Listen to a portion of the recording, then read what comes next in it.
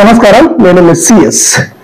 Ration కార్డుదారుల్లోని అనర్హులను ఏరివేసేందుకు కేంద్ర ప్రభుత్వం తీసుకువచ్చినటువంటి ration card ఈకేవైసీకి సంబంధించినటువంటి గడువు అనేది ఫిబ్రవరి 29వ తేదీతోటి ముగిసిపోయింది.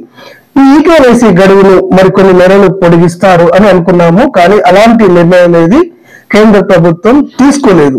కాబట్టి ఇక్కడ ఈకేవైసీ చేసుకోనటువంటి వారికి రానున్న రోజుల్లో చాలా ఇబ్బందులు ఎదుర్కానున్నాయని మనకు తెలుస్తుంది. ఎలాంటి ఇబ్బందులు ఎదురవుతాయంటే, ముందుగా ఈకేవైసీ చేసుకున్నటువంటి వారి పేర్లను రేషన్ కార్డుల నుంచి తొలగించడం జరుగుతుంది. అంతేకాకుండా వారికి ఇచ్చే రేషన్ ను నిలిపివేయడం జరుగుతుందని కూడా మనకు ఉన్నతాధికారుల ద్వారా తెలుస్తుంది.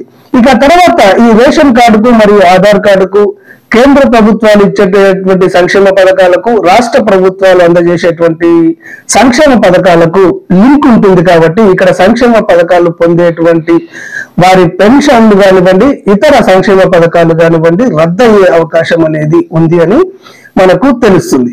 ముఖ్యంగా ఇక్కడ పట్టణ ప్రాంతాల్లో కానివ్వండి, ఆ తర్వాత గ్రామీణ ప్రాంతాల్లో కానివ్వండి 2016 రూపాయలు తీసుకున్నటువంటి వారు 4016 రూపాయలు పొందుతున్నటువంటి వికలాంగులు ఎవరైతే ఈకేవైసీ చేసుకోలేదో వారి పెన్షన్లు రద్దయ్యే అవకాశాలు చాలా ఉన్నాయి అని చెప్పేసి మనకు ఉన్నతాధికారుల ద్వారా తెలుస్తుంది.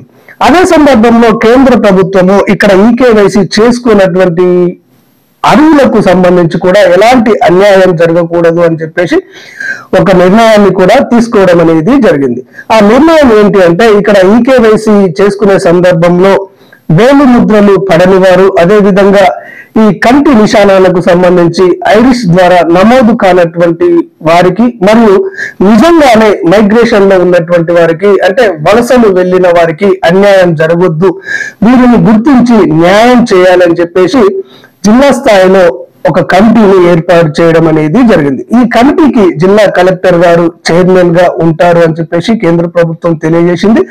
అయితే ఈ జిల్లా కలెక్టర్ ఆధ్వర్యంలో ఉన్నటువంటి కమిటీలో ఎవరెవరు ఉంటారంటే, జిల్లా కలెక్టర్ గారు చైర్మన్ గా ఉంటారు, ఆ తర్వాత అదనపు కలెక్టర్ గారు సభ్యుడిగా ఉంటారు, ఆ తర్వాత పౌర సరఫరాల జిల్లా అధికారి సభ్యుడిగా ఉంటారు, అదేవిధంగా పౌర సరఫరాల జిల్లా మేనేజర్ గారు సభ్యుడిగా ఉంటారు, ఆ తర్వాత మరొక ఇండిపెండెంట్ అభ్యర్థి అంటే స్వతంత్ర సభ్యుడు ఇందులో సభ్యులుగా ఉంటారు.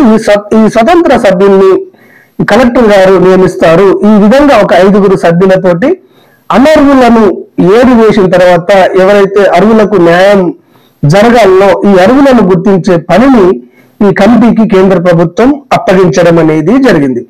ఈ కమిటీ ఏ విధంగా పనిచేస్తుంది అనేది మనకు ఒక వారం రోజుల్లో తెలియడం అనేది జరుగుతుంది.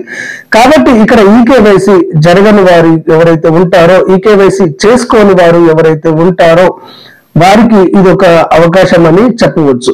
ఈకేవైసీ చేసుకుని వారు ఉంటే మాత్రము ఈ జిల్లా కమిటీ దృష్టికి తమ సమస్యలను తీసుకువెళ్ళినట్లయితే ఇక్కడ రేషన్ కార్డుల్లో నుంచి వారి పేరు తొలగించడం గాని, రేషన్ ను నిలిపివేయడం గాని, ఇతర సంక్షేమ పథకాలను ఆపివేయడం గాని జరగదు అని చెప్పేసి మనకు ఉన్నతాధికారుల ద్వారా తెలుస్తుంది.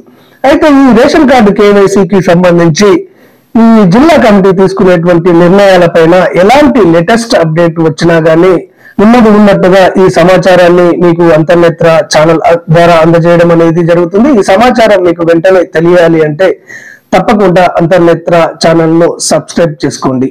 ధన్యవాదాలు.